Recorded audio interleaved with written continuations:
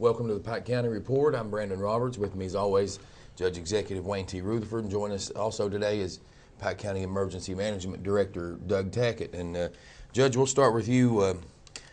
We're, as you know, flood-prone area, and when floods do occur, you and him spend a lot of time together. Is that correct? Well, we do, and let me say that you've introduced Doug Tackett, but Pike County is blessed to have Doug Tackett and the Pike County Emergency Management Services and his staff to assist the people of Pike County and to keep them safe. And Doug, I'd say this, I think that by what you've done on many aspects that we're going to discuss today, that a lot of lives have been saved in this county, and we know it's heartache time when we have these disasters, and we feel for the people, but we have a responsibility in the positions that we're in. And I think as we talk today and as we let the people of Pike County know what our Pike County Emergency Office is, and it is gratifying to know that when a disaster happens that we have a capable and able staff. And Doug, I'm going to just let you tell the folks where you're from. I think you're up around Burgee area, and who your mother and dad is. And also, when we get started, I'm going to bring up some other subject that you and I are going to broach today. But tell them about your staff you got upstairs. Okay. Well, I'm Doug Tackett. I'm originally from Indian Creek. I was born and raised in the Burgee area. My dad's Willis Frank Tackett. My mother was Phyllis Tackett. And most people would probably remember my grandfather that had C.D. Tackett's store on Indian Creek there at the foot of Abner Mountain. He was well known in the community there for many, many years that he had his store. A little bit about my staff upstairs. I have Charles Maynard, who takes care of all of our mapping needs, our geographic information system. Rachel Isaac, who is our office administrator, she takes care of all the paperwork related to any of our disaster responses, plus all of our day-to-day stuff. And all the federal and state paperwork has to be done for our funding reimbursements and things of that nature. C.J. Childers, one of our deputy directors, he's the chief deputy director that we have with us, and C.J. and I work together on a lot of different things. We maintain not only all of our equipment that we use for disaster response and in the office, but we also maintain all the communications equipment countywide for emergency responders as well. And we have Kay Charles, who works in the office as well, and she works with Charles in the GIS office. Doug, let's talk about the technology. Okay. Pike County is on the forefront of the technology that we use, and I know that for years and years, and a lot of this technology that we're using was done in-house. Right. And from that grew into a company in Lexington that sprouted up, and you can describe that. But we have the latest technology that they have in this country, and I say that because FEMA, when their teams came in here after the flood that we had, especially 2009 and 2010, when they came in and we was able to show them what we had, they just couldn't believe it. Yeah. They thought, of course, they was coming to a rural county, which we are, and that we was in the mountains of eastern Kentucky. And I don't think they realized how and I'll use this word literally, but it's sophisticated technology-wise that we was. So I want you to talk about pictometry. I want you to talk about GIS, and we'll go from there. Okay. We started our GIS, which is a foundation for everything that we use up there, back in 1998. After we implemented the enhanced 911 system, we had a need to map the county for 911, but with GIS, as you do the mapping, you soon see that you're limited only by your imagination as to what you can use it for. And as we were having disasters, we were looking for ways to utilize the GIS in our disasters to make response quicker, to make damage assessment more efficient and better, And we started trying to find ways to do that, and some of the software we were using was from a company in Lexington, MapSync. And we approached them about partnering with us to develop a way to use that. We told them what we wanted to do, and since then we've come up with what we call the EM suite, or the Emergency Management Suite and Mapping Software. We've been a developmental partner with them, and they have come up with a way now that what we use, a piece called Call Taker, that's in all the computers in the Emergency Operations Center, and as calls come in reporting damages or needs, those are entered into Call Taker, and they automatically populate on a map where those events or incidents or calls are coming from in my office. So with that, I can see where the problems are and assign the proper responders to those areas. We can also, that's an easy way to map all the damages as well, so we know where to start our damage assessment. And that's what I was talking about when the FEMA people Yes. showed up. And We had the big map, Yep. and you handed them everybody the. How many calls did we get on that 2009 flood? It was. it was over 3,000, I think we had, but But each one showed the location Yeah. of the house, Brandon. Each one of those calls was listed on a map, and the damage and talk about the pictometry, about how it came about, and how not only your agency it's available to them, it's available to the PVA office, and the other day when we had a meeting with one of the large land companies, I told them what you had available, and they looked back and said, they do have? And I said, sure. And they've Well, you called. just pay a fee, and you can, it's not much, but you can pay a fee to our office, and they'll provide you with the maps, and it'd be very reasonable. Yeah. But tell us a little bit about the pictometry, Yeah. how it's flown, and then after we have a disaster, they come in and refly and so on. Well, basically, pictometry is an aerial photography concept. It's only provided by one company in the world, Pictometry International. What they do is they come in and fly the county in various grids, and they fly it north, south, east, and west with different views on all structures. So we can actually zoom in on a structure, whether it be a house, a school, or whatever, and we can look at it from all four sides. We can also take measurements of height, width, area, and all this off of the map, which is 99% accurate. And Brandon can go in and give you your 911. You push the computer. Right. You can hand him a picture Of of his his house with the measurement and how far it is from a public road Or a fire hydrant or whatever. or a fire hydrant or whatever. We've done that several times with fire departments around the Well, county. sure we have. And this is available to the fire departments. They can use this for pre-planning their response to businesses or homes or schools or whatever. The road department can use this. The measurements are accurate enough so that they can actually measure a segment of road if they want to blacktop it and know how much blacktop to order off of a segment of road. Sure, they can. And the drains too. Yeah. On the road department, they can Drainage. use it on each drain that's on every road. And doesn't the PVA use it often? Yes, they do. The To, TVA. someone builds a pool, say. Well, Yeah. the first meeting that Doug set up when they come in to give us the pitch on this, of course, the first meeting they come in to educate all of us. We go into the physical courtroom, and the PVA office, the whole staff came. Lonnie and all the rest of them came. So Doug tells them to start, and they start, and they come to, they're running through some houses that they put in. one of his employees in PBL said, wait a minute, go back, I want to see that. Yeah. When I was over there a year and a half ago, that swimming pool wasn't built. That's right. And he said, let me make a note of that.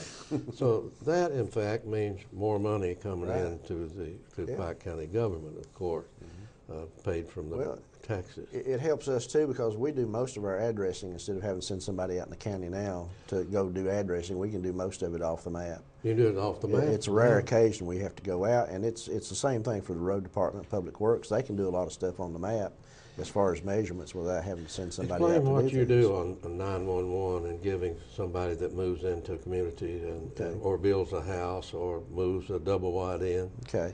How does that process work? Explain that. Well, A lot of people watching it today knows that because they've used it yeah. before. Well, people have found that it takes, you've got to have a 911 address before you can get phone, power, sewage permits, all that stuff. And it's quite easy if a lot of people come by the office to get their address, and we'll pull the maps up and we'll find the area that they're going to be moving to, and there's a lot of detail in those aerial photography. And they can pinpoint on the map where they're going to put their house or their mobile home or whatever, and we go to the closest known address, Sure. and we measure back to that point, and we calculate their address for them. And you use the satellite to do that with. Yeah. And they're ready to go. I mean, it takes about 5 minutes. This has to, that GIS and even the pictometry has to drastically increase response time. Oh, yes. I mean, it's almost probably double fast. Oh, it has to. Well, no doubt about that. Also, Doug, your department is, we have this notification system. It's new, and it's working. Mm-hmm. I'm telling you, it's working maybe too good. This is my favorite. My favorite thing. They got me up at 4 o'clock in the morning at 4:03, and Pat got up and got one phone on one side of the bed because we didn't know we wasn't used to it yet. But then the following day we got 6 more. Yeah. Well, when I told Doug about it, he said I'll call him. Then when he come back, he said I called him. He said they didn't say they was training. They just made a mistake they made where it was a warning. right. And we're going to get into the flooding thing right in a minute, but just imagine if we would have had this, and we averted in both 2009 and 2010 of losing any lives. We ended up losing the lady over on Peter Fork, and we lost a fellow over on Coon Creek who stepped off the bridge. Right. It was tragic on both of those deaths. But what would have happened if that would have been at night? Now the Breathitt County flood, I think it was in 38, sometime or 39, and they lost I think 59 people lives, and that's the biggest tragedy from flooding in the Commonwealth. But that's the reason for this system, and you're going to explain to the people what they got. And when I went to the office that morning, Jeannie Robinson stuck her head to my door and said, "Did you get your call?" I said, "What time did you get yours?" Right after 4. But that is something that certainly is a lifesaver in the future. So explain that system. It's a system that we can use as not only a reverse 911 system, but it has what we call public opt-in options for different types of messages. Should the public want to opt in to get weather warnings, they can go online or call our office and we'll do it for them. And select the type of weather warnings they want to receive. They're not bound to take everything. They can select what they want. And if they don't want anything in the middle of the night, there's a place that they can set the time frame that they don't want to get any calls, or if they want to get them 24/7, they can select that. Being the chief executive, it's 100% of the time. Yes. And being the emergency management director, it's 100% of the time. Yes, it is. I don't get mine all through the night. But they can select those. There's also the option to get different types of traffic and other types of messages like boil water advisories and things like that. There is a component to it that we will be able to send warnings out to. It's like a reverse 911 system, and it uses our 911 database, where we can go on a map if we need to select and do any type of a warning for chemical spills or some type of shelter-in-place event. Just various different things, and we can select the area on a map, and it will call everybody within an area we draw on a map. And we'll give them whatever message we need to send. It's on the concept of robocall. Yeah, it is. Yeah. It is. And it automatically calls everybody. It can do thousands of calls in just minutes. Now, folks, everybody don't have that. That's right. We are what you're hearing today, probably you all don't know all the technology that's been put in place in this county over the years and under the leadership of Doug Tackett. And his staff, able staff. I think that he's, Brandon, he's like our office. We're short in our office of employees, but we get a lot done. Doug gets a tremendous, quite a bit done with the staff that they got. I've signed up for all your alerts. I get all of them on my cell phone. Then I'll take it one step further and I post it on Facebook. You know, Right. there's a boil water advisory from here to here. Well, someone come up to me in a store and they said, "You're the bad news guy." And I said, I've got that too, a time yeah. or two. And I said, "Well, what do you mean?" They said, "Well, every time I get on Facebook, you're posting that there's a boil water advisor or a flash flood watch or a roadblock somewhere or whatever." But they love it. I mean, Yeah. they were, of course, kidding me, but they loved it. Yeah, well, we have a Facebook page too for Pike County Emergency Management. We keep all that posted there as well as what we send out on the WIN system as well. Brandon, also, we have Doppler radar in the courthouse. Doug, you can explain that on their Doppler, because, a lot of people depend on some television person to tell us about the weather and what's going to happen. I depend on Doug Tackett. I tell him, Doug Corstangi, he comes second, and Doug Tackett is first. But we have to declare an emergency when we have a flood or we have a snow emergency or any emergency in the county. And as chief executive, I have to do that. Doug and I consult immediately. An example, in the 2010 flood, I was in Johnson City and I was watching a television screen. Pat was down the hall somewhere in the shopping center, and she come back and said, "Are we staying or going home?" I said, "We're going home." Mm-hmm. Why? I said, "I've been watching the weather. And what I saw on that screen, I have to get back, get a hold of Doug Tackett, see what's going to happen." Yep. Well, I came back, called Doug quick as I got home. And he said, "I'll get back to you," and call Hatcher, the road man, and the road supervisor. And it wasn't 2 months later to Doug and I was at the courthouse calling people in to assist. And I want you to tell about the county's plan. I know you've got all that laying here, that all the work has been done on our emergency plan that we have in this county. Tell us a little bit about how that was put together and the input and it's not something that Brandon or Judge Rutherford or Doug Tackett put together. It's input from all different agencies, especially the first responders, the fire departments, and all of them had input in there. And it goes in the state plan. Right. So it all becomes part of the state plan as well, but our plan recently has changed over the past couple of years. The emergency operations plan we used to have was about 1,200 and some pages. It looked like a Sears Roebuck catalog. it got complicated. It was very complicated. Yeah. And it's been streamlined. We've taken it to what they call an emergency services function format, which has 15 basic emergency service function tabs in it. And they range from anywhere from transportation to fire to search and rescue to emergency management to health, to medical, and so on. And those tabs are put together using all the different response agencies that we work with throughout disasters and basically on a day-to-day basis in the county. Public health, the hospitals, fire departments, emergency medical services, the schools, which was our transportation, because if we need mass transportation, they've got the buses to do it with.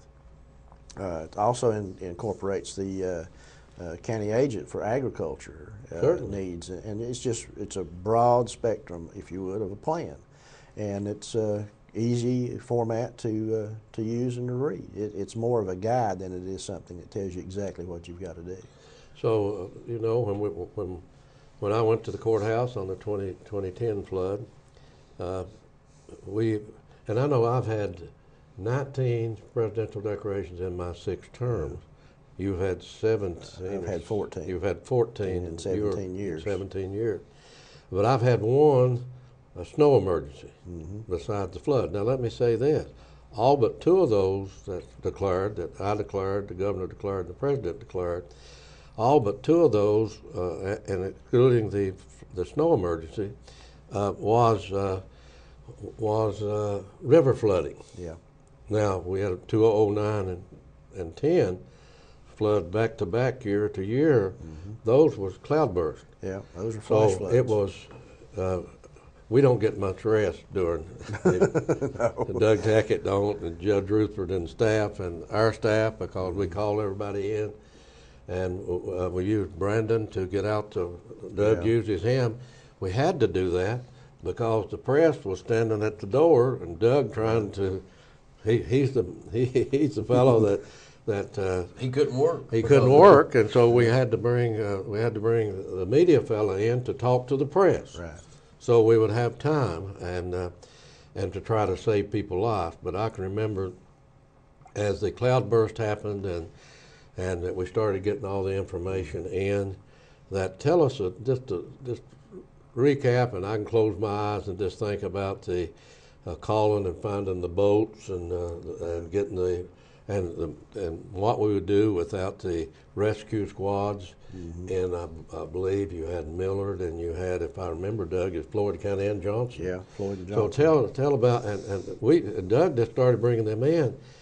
As quick as it happened, the time that they got over to Coon Creek, we was getting calls about people in the creek. Yeah. I mean, in trees, Trees. on top of houses, everywhere, and we was sending a boat here, a boat there. It got so bad the next morning, early, we went to a boat dealer here and bought a boat. Yeah, we did. We bought one for his department. And we had that one out working with not only the other boats that we had called in. Fish and Wildlife had boats in here. Millard, each of in a fire department dive team had boats in. Floyd County Rescue Squad, Johnson County Rescue Squad. We had quite a few boats. We worked quite extensively with Floyd County Rescue Squad because they do have the floodwater rescue program, and we have 2 teams in the county now that were certified through that program. Moving Water Rescue, and that's Nee Jackson's group at Belfry Fire Department. They have, and they've got one of the inflatable boats that we purchased.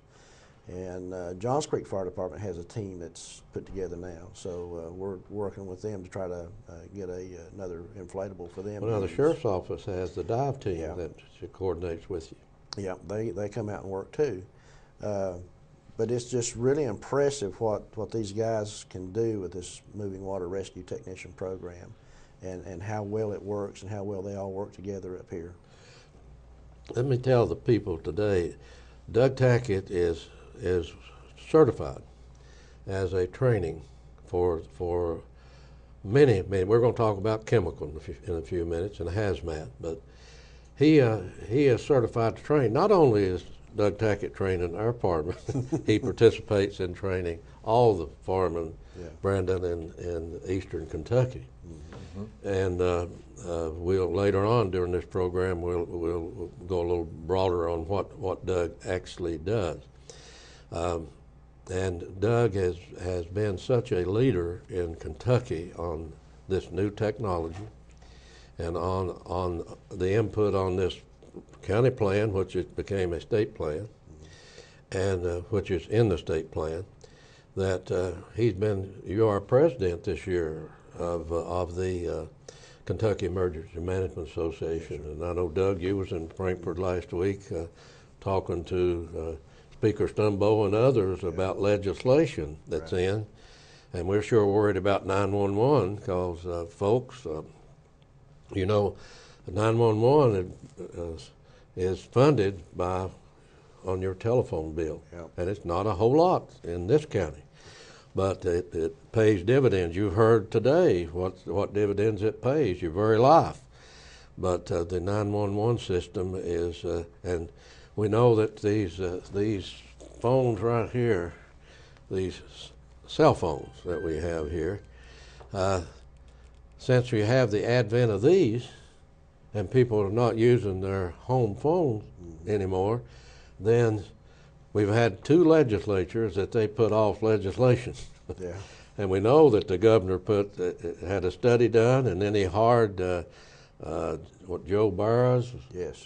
Joe Barrs, who's a former 20-some year representative from Versailles, I believe. Yes, that's correct. And you met with him. Yes. And I met with Joe 2 weeks ago at the conference and had the opportunity to go up and say, please make something happen this time, because our funding for 911, a board which Doug Tackett's on and Judge Rutherford's on and others from these other different agencies that we talk about here today, makes up that 911 board. That's correct. And we have tell us a little bit about 911 and how it works, and how the state police has a contract with counties, And also, we can mention how our sheriff in his office has 24 hours that works through 911 and takes the calls from 911. Yeah, our 911 system, which a lot of people probably don't realize, is actually operated out of the Kentucky State Police Post at Coal Run Village. They answer all the 911 calls 24/7, and they dispatch all of our first responders. We've been doing that since 1996, I believe, and it's been a real successful program. It works really well. We implemented that, and they also use all the mapping. That's another thing with our GIS, is we provide all the mapping for that system. And when a call comes in, it populates a screen that shows the address that the call's coming from, who the phone's registered to, and it gives a list of the responders that respond to that address. It also puts a point on the map where that address is at, so that they can see where they need to dispatch those responders to. I can remember when we implemented 911 and enhanced 911, Yeah. but when we started 911, the telephone company said take us 2.5 years. Yeah. Well, we asked for a meeting in Louisville, and we went down to the meeting, and Virgil Osborne at that time was the deputy judge. And we went in, and they told us, the telephone company top officials, they'd talked to the others, and they said, no, it'll take that long. Yeah. And so Virgil and I had a plan when we went down there, and we said, oh, no. What we'll do is break this county up in sections, and as you do that section, when you complete that section, you move to this section, move to that section, and then we'll start on this section, and we'll do it in a year. Yeah. And believe it or not, now things don't happen, and I tell my staff, Brendan, that all the time. You have to make them happen. Yeah, you do. So as they did each section, we implemented in that section and got all of our mapping and everything ready. So when the year ended, turned the whole system on. We turned right around in '93, and applied for 911 and started working on it, and then it came later. Yeah. But what a great system that is, the 911 system. But I said we're going to have to pick the funding back up, because when we meet, we see the revenue that comes, and it's not. What is it now that we're? It's our revenue now. Well, I'm talking about per it's phone. It's $1.41 per telephone. And gosh, what a bargain that is! Yeah. Gosh, I mean, just think of everything we've talked about here today, and it hinges around 911. Yeah. And our lives are safer, our families secure, our business are safer. I'm talking about from fires or anything else. And it is a program that certainly it's made a big difference. It has made a big difference. And Doug, you're required, if I'm not mistaken, to 4 training exercises a year? Yeah, we are. For emergency management, we have to participate in 4 exercises a year. We have to do 1 ourselves and participate in 4 others with other groups like the hospitals or the health department or whoever. What a time it is, but what could we do without the volunteers and the cooperation? We had a triage set up in the expo center, and we get the cooperation, and you know, when the city, when they took over and said we're going to now, and of course the county had kept the doors open for 4 years on the expo center, and we finally said we got to have some help, because you are depleting all of our severance tax, you know, and nobody else is helping us. Right. The Pike County Physical Court is the only funds that's going into it by the tune of $1 million. The city said they stepped up to the plate, and they took it over. They put in that, when they done the deal with the management company, that we get to use their facilities when I declare a disaster, that we can use their facilities. Tell us, and you're going to see some film and some footage. We have if you remember, the communications people up at Pikeville College at that time. They came in and did some studies on tell us what we established over there. And it's hauled out of there because they send the National Guard in at our request. The governor, of course, even though when we had this snow warning the other day, I get a call from the governor's office. Leo called and said, Judge, I said it's pouring the snow, the biggest flakes I've ever seen, but Doug Tackett's telling me that we're not going to get hit. It's going to go south of us. But we'll call you if we need you to let the governor consider a declaration.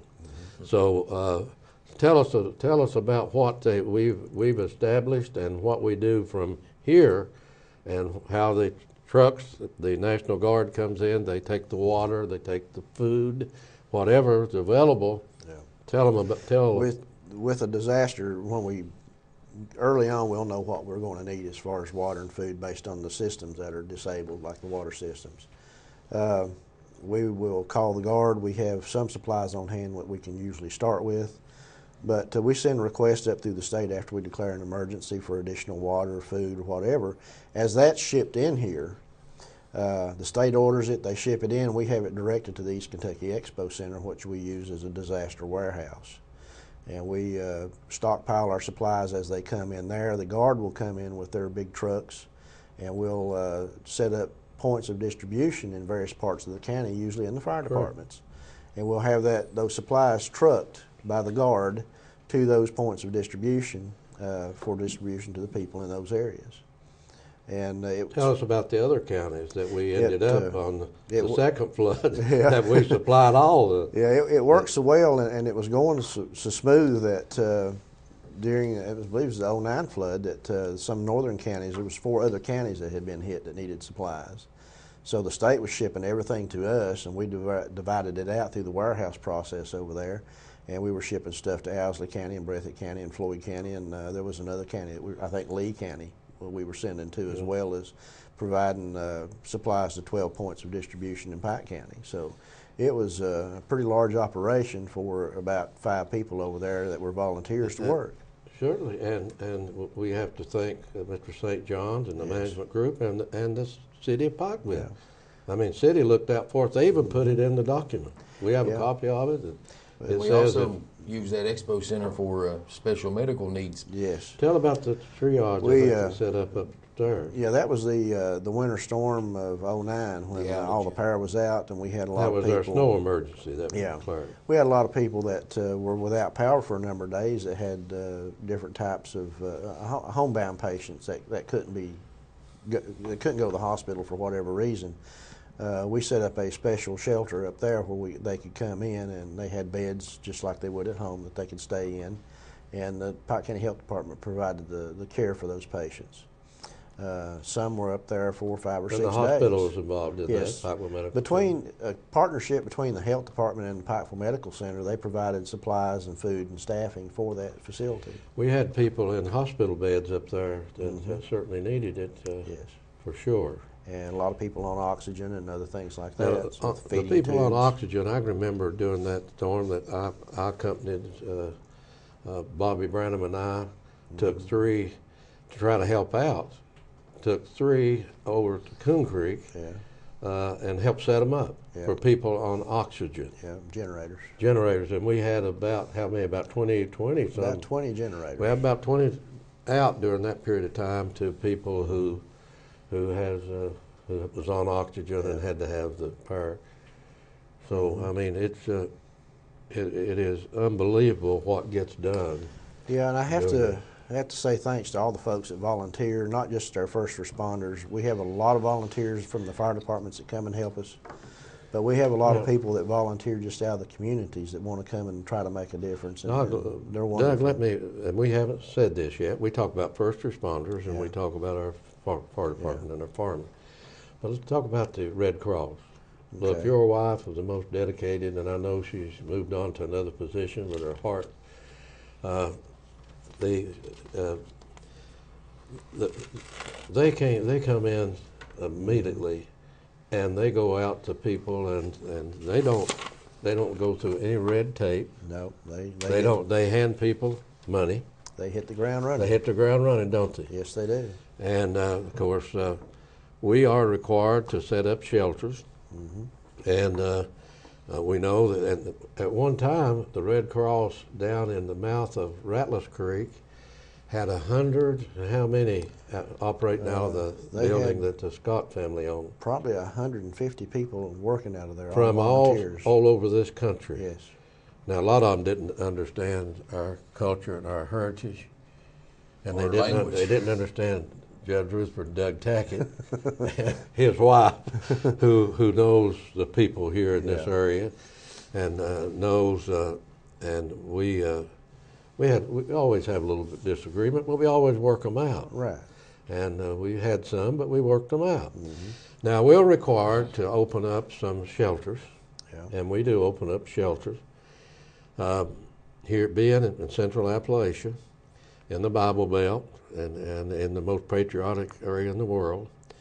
But our shelter's not used much, but we're required by FEMA to open them up. They was used more during the snow emergencies, and when the power got off and stayed off so long, when the American Electric Power system, again, not our local employees, the Kentucky Power, they're the greatest employees. My brother-in-law used to be the head of all of Kentucky Power in Kentucky. Right. And people that I went to school with and cousins worked for the power company. Great company, but their system that American Electric Power let the right-of-way grow up, trees got on the power lines, and 12 days people without them. We certainly used at that time and had to bring people into some shelters. That was through Christmas too. But they don't use shelters. We have to open them sometime because we're who we are. Yeah. Families take care of families. Yes, they do. Churches take care of their members, and and they don't have to have somebody else to take care of them, because that's the way we are in Central Appalachia. That's how our culture and our heritage is. Yeah. So we are different. FEMA people don't understand that. No, they don't. They don't understand. Where do they all go? The houses are gone. They're not over here. Yep. You know, they're not in all these shelters. Yep. And I'd say this, during the flood, if you remember, we got a hold of former Governor Patton. He was in Cincinnati, and we said, Governor, you all bought the old Pikeville Motel up the road, and T.T. Colley called and said, Judge, I'll give you a suggestion. Why don't you go up there and rebuild that so that you'll have some place to send some people, and in future disasters, you use the dormitories up the college anyway when they're needed. And we used them for many different things. But Governor Patton worked with us, and we put together a program, went up there and remodeled the upper side of that, and moved some people in from Harris's Creek. The first one went in came from Harris's Creek, I remember. And so we have that to look forward to in future disasters. And Brandon, we will have future disasters. That's for sure. You know, we've had you had the 37 flood, you had the 57 flood, the 77 flood, and then you had the 63 flood, if you remember. That was almost as big as any flood we ever had. Yeah. But we are flood prone. The Lord has blessed us to be in these mountains, the beautiful mountains of eastern Kentucky, and we need to move on and talk about the training that you do, and talk about our fire chiefs and the leadership they bring with their firemen, and tell us about the training a little bit about the training that you do in Pike County and eastern Kentucky, so we can move this program on and get to the chemical spill. Well, a lot of the training I do is based on hazardous materials, and I teach for Kentucky Division of Emergency Management is the curriculum that I teach. And it's I teach hazardous materials awareness, operations, and also technician classes. Awareness and operations, one's 8 hours, one's 16, and technician's a 40-hour class. We usually run that through 2 weekends in order to get everybody through that. And aside from the classroom work that has to be done with it, there's a lot of hands-on. There's actually exercises that the students are required to go in and do in full hazmat dress.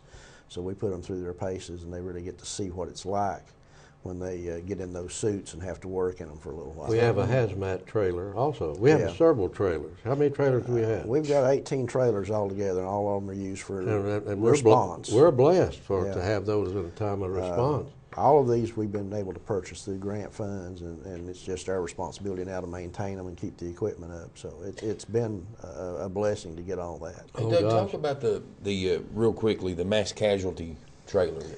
We've got three of those. We've got 3 mass casualty trailers, and those are set up to where that they will take care of 50 patients apiece in a mass casualty incident, whether it be a coal mine incident or a school bus wreck, heaven forbid, or whatever. But we wrote a grant based on a school bus accident that happened at Feds Creek a few years ago. We used that incident to illustrate the need in the grant for that, and we were able to get enough funding to buy 3 of those trailers. And these people can be treated on site, which is, Yes. is the Yes, it's got quite a large amount of medical equipment on board, even oxygen. And of course, equipment. that's in our county plan, which Yes. is part of the state plan. Yeah, we did use one of those in the 2010 flood. We set up an aid station at We the did. community funeral home Sure at did. Raccoon Creek with one of them. Correct. And I guess the less you have to use those, the better, really. oh yes, oh yes. That's Brandon? true with a lot of our stuff. Yeah. Let's talk about the big trailer. Okay, the hazmat trailer. No, the Fire Smart. the safety one that- Oh, the fire safety Yeah, trailer. Okay. let's talk about, since we're talking about the Okay. trailers, let's talk about that trailer, which we're certainly proud of. The fire safety trailer started out more or less as a dream. Doug, let me tell you this. We was in Louisville to the state meeting, Yeah. and we was in Frankfurt for meeting day before, and Pat looked out the window and said, "Look over there, that looks like our trailer." And I said, "Yes, it does. But it's not long, Pat. Ours is about 20 feet or 25 feet longer than that one." I said, "I bet that one is headed to Louisville." So when we get over to the Galt House, it was parked out there. You remember? Yeah, On the I end? remember it. Man, but ours trailer is, and you'll give them the size of it, Yeah. it would be as large as a truck pulling that in that trailer. Yeah, it's 40-foot long trailer. It's the largest training trailer that Bullex Corporation's ever built. As I said, it started out as a dream. We were having the fire chiefs meetings around the county and trying to get an idea for a grant that year, and everybody wanted a training trailer. So we started looking around. We found Bullex had state-of-the-art smart training trailers that were interactive. When you say interactive, tell us about the different disasters that you train. We can simulate fires that really appear to be real in those trailers, and they use laser fire extinguishers. You all see the right here on your picture what you're talking about. They'll see laser fire extinguishers that will extinguish the fire that appears to be real, but it's not. It also has a lot of smoke in it too. We do kitchen fires. There's a bedroom scenario for children that we teach them if a smoke alarm goes off in the middle of the night and wakes them up, what they need to do to safely exit the house, and teach them about doing exit drills in the home so they'll know beforehand where to go and how to get out. How many children have you already had through that? We haven't had it that long, but you've been busy. You all been busy with it. Since August, we've had close to 4,000 go through that. And if anyone's not been through it, I highly recommend it. It's kind of mind-boggling, the things that. Well, it does. It's even got tornadoes. Yeah, we can simulate Hurricane. tornadoes, hurricanes, thunderstorms, floods, and earthquakes out of that. I think Judge and I went through a hurricane. We have an industrial room that businesses can take advantage of. Let me say this. This trailer, this is a partnership between our local coal, natural gas people, and they can use this trailer for training also. Right. But this trailer, when we filed this application, it was filed for Central Appalachia, the counties in West Virginia, and Kentucky. Eastern Kentucky. So this trailer, as soon as Doug covers this county, and it's large ones to cover, but he has been in some of the other counties. I was in Knott County, and went through the trailer again the second time. And I've been through it the third time. As you said, it is just something to see. But tell us about who we partnershiped with, and of course the funds that and they want to use this in their training. That's correct. Yeah. We've had several companies that partnered with us to help us with the grant match on it. EQT provided the largest amount for the grant, and they're going to use it for training. Appalachian Wireless, the Double Quick stores, I think Stowers Fire Safety Equipment. We had 3 fire departments, Belfry, Coal Run, and Hurricane Creek Fire Department that helped out with it. And that's most of the businesses. I think Kindred really To get this helps on. grant, you had to have matching grants and partnerships. Yeah. And that was part of it. So we had to reach out, and there are going to be others. We talked to another coal company, corporation, the other day in regard to what you had. Yeah, it helps. And you took the picture the other day. You was out when they flew in here from Pittsburgh, and Mr. Ott called me today, the day that the foundation committee, and said, Not 25,000. You're going to get more than 45,000 because we want to put that in our plan. Right. And he said it will be a great advantage for us because they have 141 employees in Pike County presently. And well, the 26 of those are out of the 100 that they are committed to the state to hire to get the tax incentive of $2.5 million. So they'll be hired right on up. And they are required under the federal code and under the federal guidelines to do certain kind of training of all of their employees. So they will be training in that unit also. Yeah. And I noticed you unveiled the EQT and you got all the others right on the decals, right on that trailer, so people will know. And you all, well, you see them. It's on the screen here. Doug, there's a couple things I'd like to touch on here before we wrap up. One is the water delivery you guys are involved with. Okay. Well, let's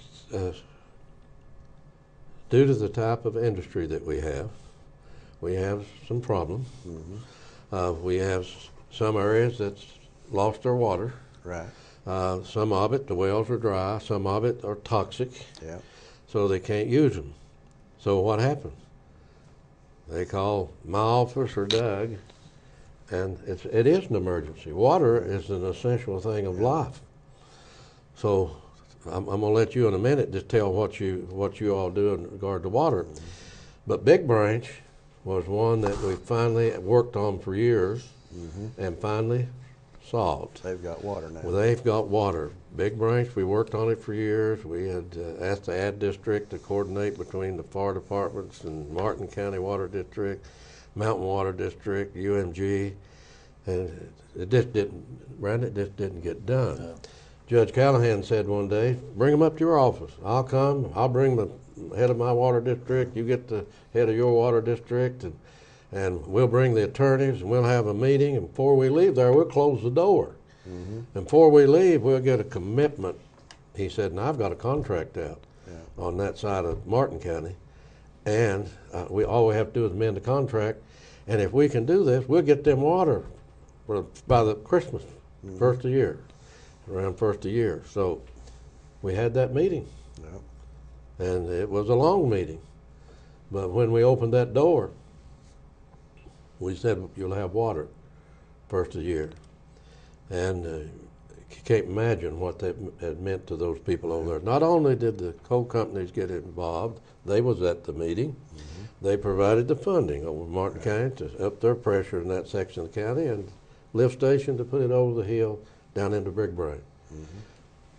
Our water district, Mountain Water and UMG, also gave them their customers. Brandon knows, took us 45 minutes of hard driving to drive over there when the well caught on fire. Remember? On Big Branch. Yeah. It took us that long. It was 10 miles from the closest mountain water where they could be hooked onto water. 10 miles. In less than a mile from early because you have areas where you don't have anybody living. Right. I mean, it's owned by land companies or coal companies. So you'll have miles sometimes with no houses. It's all rural. It's all rural with no inhabitants. So that's what this situation was. Martin County took these 14 customers, wasn't it, Brandon? 14 households. Not only did they get the water over the hill and build the water line, they paid for the water hookup, which was $850, and they paid for putting it to house in their home. But some of the people would call and say, I don't want to sign that release. And I said, well, I can understand what you all been through. You're leery. And some of you have attorneys, and I can understand that. But if you get water on that part of it, you're going to have to sign your release. But I can understand the county attorney. Here we talked to him, and they could understand their office how leery the people was. But they got water. But we have bad for. Go ahead and tell about the we've got water that couple of places in Pike County. One, Ridgeline Road. We've got several people up there. I think there's 8 families right now that we deliver water to in a tank truck. We've had a lot more than that. Yeah, we've had a lot more than that. River Hurricane on Hurricane Creek we had about was 18. funded. Yeah. OSM funded that project. It's completed. The people's got water there.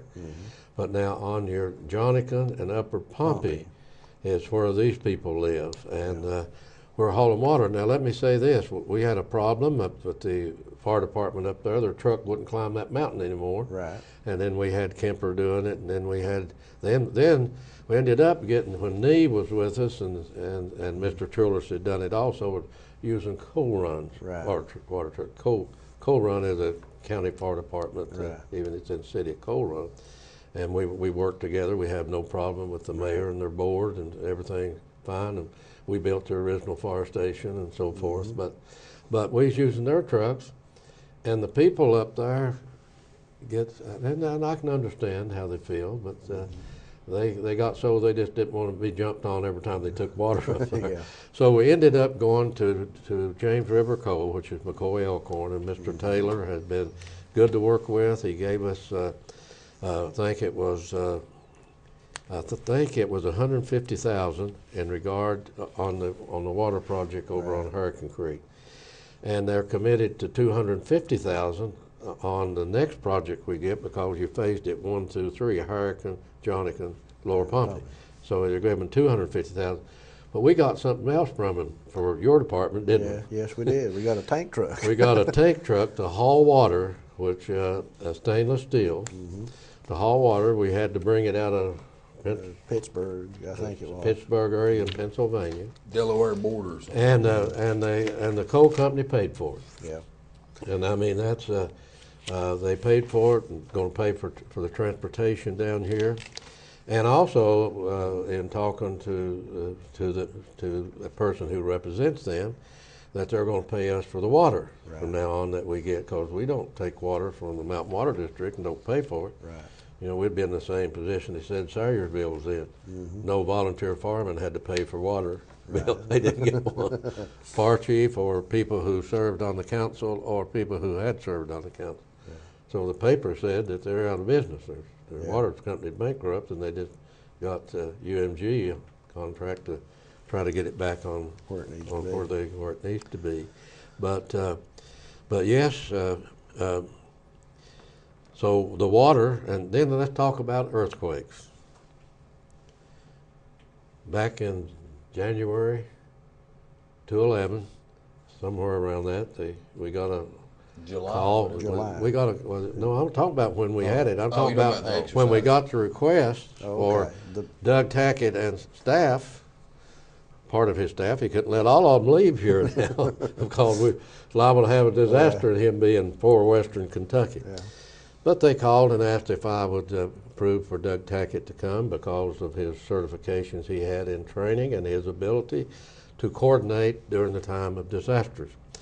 And they was doing it was a big thing, wasn't it, from all the counties down in Western. Multi-state. Yeah. And so I said, well, sure. Certainly, you all been real cooperative with us, General Hatzel and all of the staff in Frankfurt had been so good to us over the years. Had put up with Doug and I quarreling every once in a while at them and jumping on them every once in a while when things wasn't going right and us right in the middle of a disaster. But Doug participated in that. And I wrote the letter back and answered him and said, okay, I'm going to let Doug come to you all, but we want to have the second one up in eastern Kentucky because we're on the fringes of the Devonian Shale and the Medred, the fault. Yeah. And we have underground coal miners. So we want one up here. Not knowing, Doug, that in July, as you and Brandon said a while ago, that I'm sitting in the office, and I think you have just a few pictures on here of the damage that it caused to the Pike County Courthouse. And I was in a meeting in my office with Charles Carlton and two people on energy, and they had just come and sat down and introduced themselves. They was from out of state. When it hit and we jumped up and ran out of the courthouse, I called Doug on my way out and my phone in my hand. And those fellas, we never did see them anymore. Never did. never did. I think I was the only one left in the courthouse. In the courthouse. You were the only one left in the courthouse. Yeah. And in fact, now this is how that Doug operates. He called me outside because he had looked out the window and saw everybody left the courthouse standing close to the building. Yeah. He Told said, them move please move them away and get them out in the street. So we moved them out in the street. Yeah. But Doug, and I know as we end this program, that we're blessed that you decided to stay home Well, I appreciate and that. take a job here in Eastern Kentucky, and Well, something that you've dedicated your life to. Well, it's something that I love to do. Anytime You do love to do it, and I know that when I came back in office, I had worked with you before, and I didn't want to see anything happen to you and your staff, and because you do so much. Now, having said all of this and talked about Brandon, all the things that he coordinates and brings together, and I was able to go to the state meeting where Doug was the president, and not that they recognized me as Pike County judge because of the cooperation that we gave them in regard, I'm sure, to the earthquake in Western Kentucky. But Doug Tackett received the highest award that the state gives. Yeah. And I think right here said some of the things that he's got right here in front of him today to show that how blessed we are to have Doug Tackett and how blessed I am as Chief Executive of the county to have somebody with the capability, knowledge, and training ability and to coordinate as we pull everybody, every agency. I haven't mentioned the state police. I haven't mentioned Sheriff Kazee and his people, or the deputies that we use, and the constables that helps us, and we bring everybody in we mentioned the medical, but we haven't mentioned all of the people that we bring in around a table, and after we get settled down. And we bring them in immediately, usually 2 or 3 days after the flood, when we get everybody rescued, and we start on that portion of it and start getting ready for FEMA to come in. Right. We bring everybody together to make sure that we and the cooperation we have and the volunteers we have.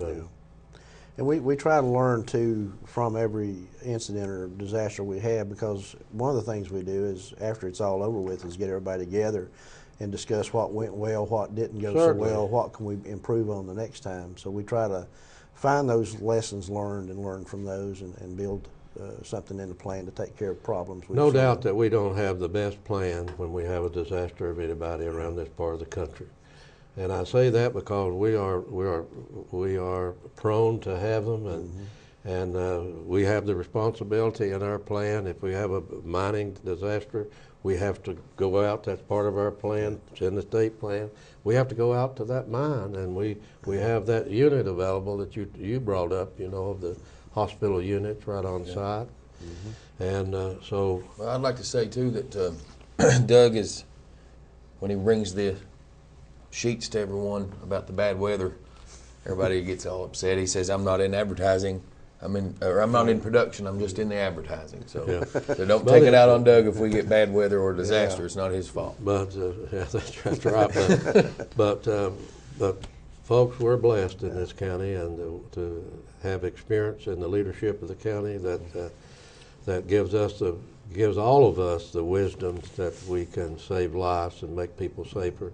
And let me say this, and Doug and you and I have talked about this time and time again, how resilient our people are after a disaster. If it's a snow emergency and all these floods that you've been through and I've been through that's been declared by the president, people's lost everything they've had.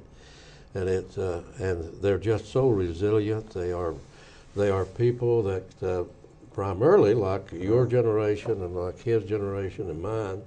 I'm an 8th generation Pike County, and you have to be close to that. Close to that, and he has to. You are, and we came from England and Wales and Scotland and Ireland, and the majority, about 80% of the people, are located here in this area. Yeah. And when people move in here, they don't want to leave. No, they don't. You can look around in your communities at the state police that have been come in here, transferred in here, that's moved back, or wouldn't leave and took a job locally so they could stay. Yeah. So I mean that's just an example, We've talked about some things that's very serious today about flooding, about our hazmat, and about the technology that we have, and we're blessed to have it, and that we're as prepared as any county in the United States of America in a response. And I'd say that we've been recognized nationally by the National Association of Counties for our program. Yeah. Well, Judge, hopefully our viewers have got a sneak peek into the emergency management and maybe learned some things they didn't know. And I'd like to say on behalf of Doug Tackett and Judge Rutherford, thanks for watching the Pike County Report.